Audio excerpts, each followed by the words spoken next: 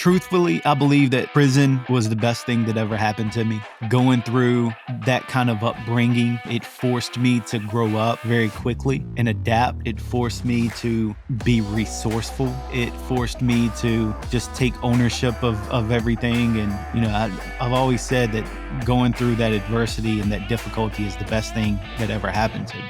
Because, when you grow up with that level of intensity, it's either going to breed a ton of fear and you're just going to cave, or it's going to make you the strongest person in the room. You mentioned like the hardship and like, what was it like growing up for you? Like what were you experiencing that really, put you in the position of being more of a statistic than the opportunity to be a successful entrepreneur? Yeah. My pops was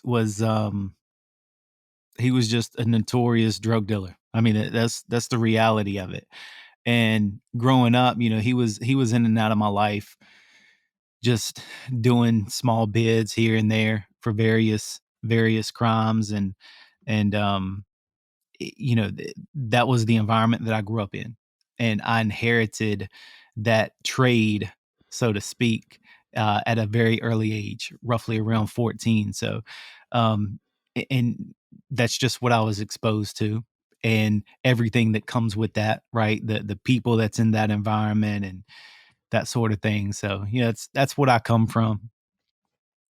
But Yeah. I ended And up getting involved with the wrong people and just making poor decisions, and ultimately landed in prison for 2 years when I was mm, 16. mm. And so you got in prison at 16, and up until that point, like your kind of guidance from men wasn't Mhm. super positive, right? Like it was kind of Yeah. teaching you this other seedier lifestyle. So you got to prison and you had to be there for 2 years. What was that like to sit in that and have that influence, especially at such a young age, and you're seeing all these other men around you? When you Yeah. look back at that time right now, what was that like for you to really have those men as your teachers in an environment that most people can't even imagine being in? Sure. I think truthfully, I believe that prison was the best thing that ever happened to me. Going through that kind of upbringing, it forced me to grow up very quickly and adapt. It forced me to be resourceful, right? It forced me to just take ownership of everything. I've always said that, going through that adversity and that difficulty is the best thing that ever happened to me. Because, when you grow up with that level of intensity, it's either going to breed a ton of fear, right? And you're just going to cave, or it's going to make you the strongest person in the room. And for Mhm. me, I believe that was my outcome. And I think the reason why I've been so successful in the corporate space is because, you know, I've never been intimidated by anyone in the corporate space because Mhm. of the exposure that I've had in the environment that I grew up in, right? Because there's no amount of difficulty and intensity that can sink below the level that I've already been exposed to. So I've never been intimidated by anyone, and I think that level of confidence going into the corporate space is why I've been able to be so successful. And I would say it's just getting that exposure so early on was really the best thing that ever happened to me, man. It truly was, because it forced me to grow up very quickly.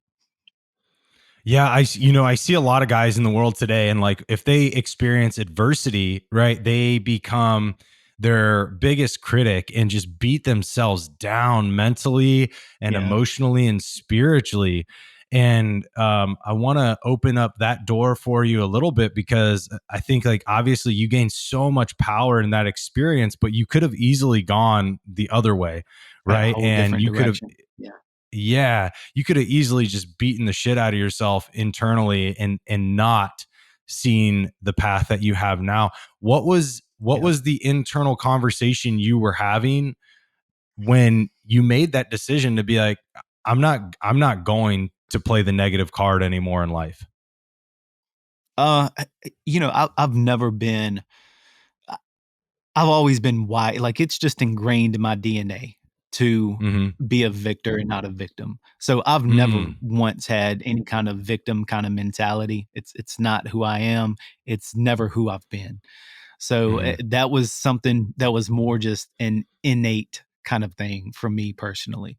So but I think people that do have a victim mentality, the easiest way to get out of it, obviously, is to shift that perspective.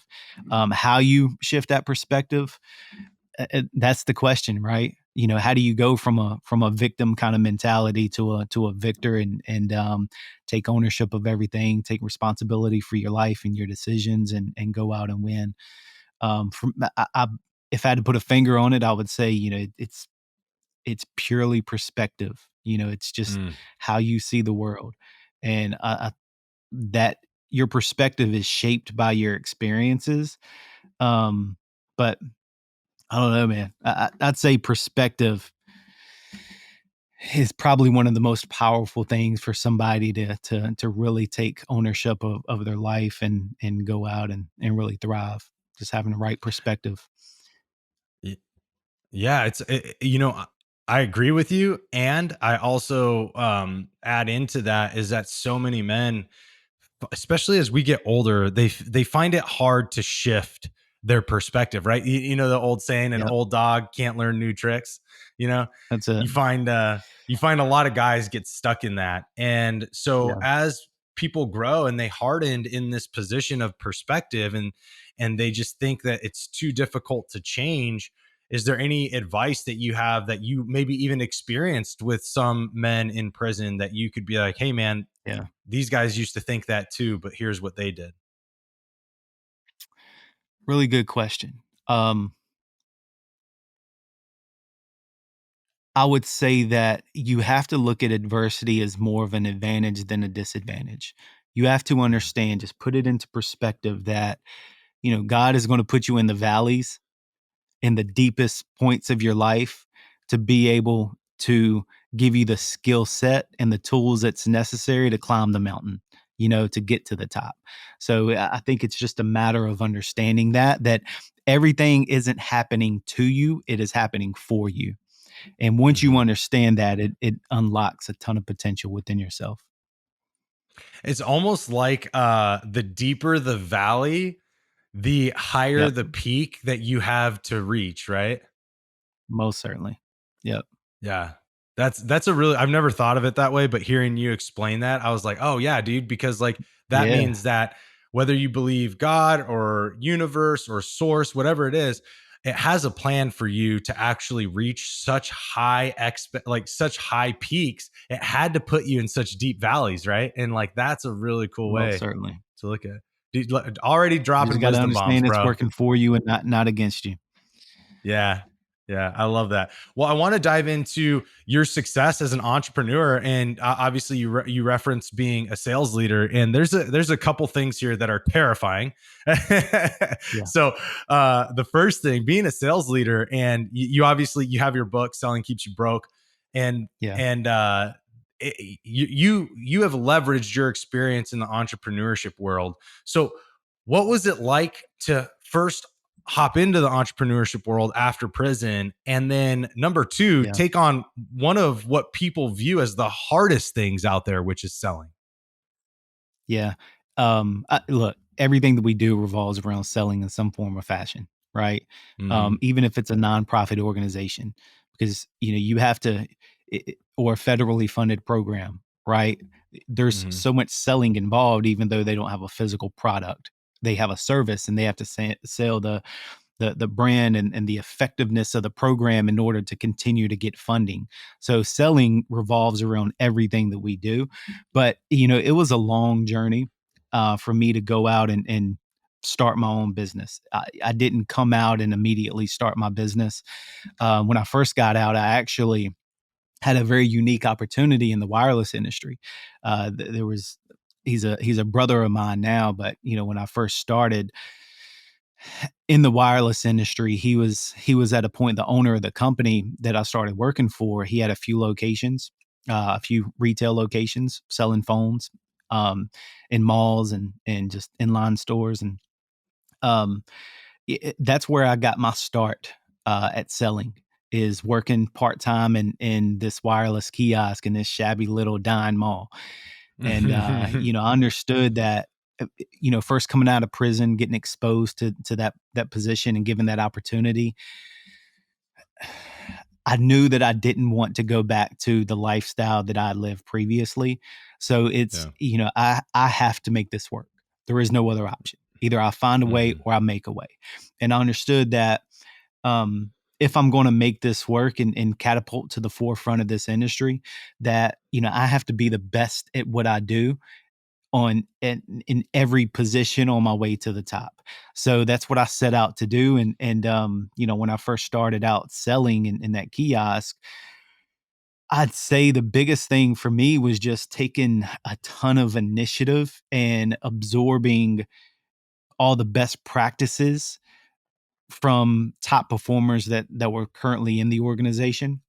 So one thing that I did was just identified people that were really good at what they did, analyzed their behaviors and their thought process and their actions, and just adopted those best practices and behaviors to kind of make the most elite version of myself. And it just, started to scale from there. Within my first year, I was the top rep within the company as a salesperson, and then I got into leadership and started managing that location, and then I took on another opportunity, and then another opportunity, and we just eventually scaled that company to 28 locations across 4 states, and did really well for a strong decade. And then Mm.